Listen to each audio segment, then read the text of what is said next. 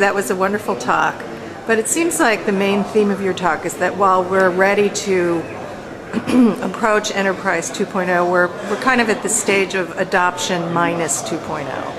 And so can you just kind of give us a step-by-step set of recommendations for a group or company or executive who might want to try something, and what would you recommend they do?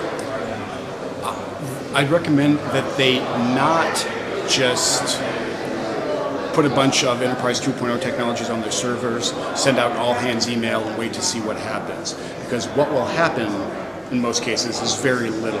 What I'd encourage them to do instead is identify some of the technologies they think would be valuable and the group or the footprint inside their organization that they'd love to have deploy those or use those. Work with that group to understand expectations, to set up some norms, and to get the ball rolling before they talk about it more broadly in the organization. So maybe other 6 people that you want to have log internally. Do you want one lab to have a wiki? Do you want to set up a prediction market for one question and then share the results with the company? These are all possibilities. So small-scale experiments, but deep and very intensive ones. Great. My next question has to do with whether or not you think work is changing, and is the technology driving the change of work, or is actually work driving the change of technology?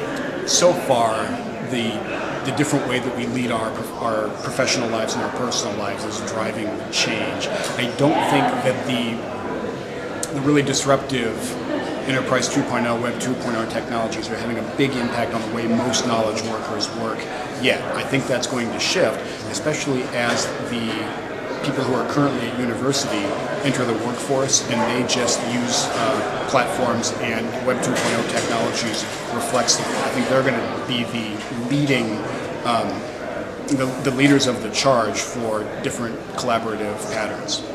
And if Enterprise 2.0 software infrastructure becomes widely adopted inside the enterprise, will the enterprise start to change as a result of that?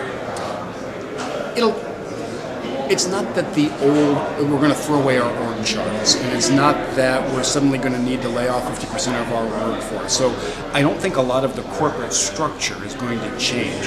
What is going to change is that there's going to be a complementary emergent structure laid on top of that, where it's going to become, for example, a lot easier to find a piece of information that we're interested in, a colleague who knows what we need what we need to find out, and we're going to have this web inside the company that we can tap into that's a little bit independent and indifferent to the formal org chart.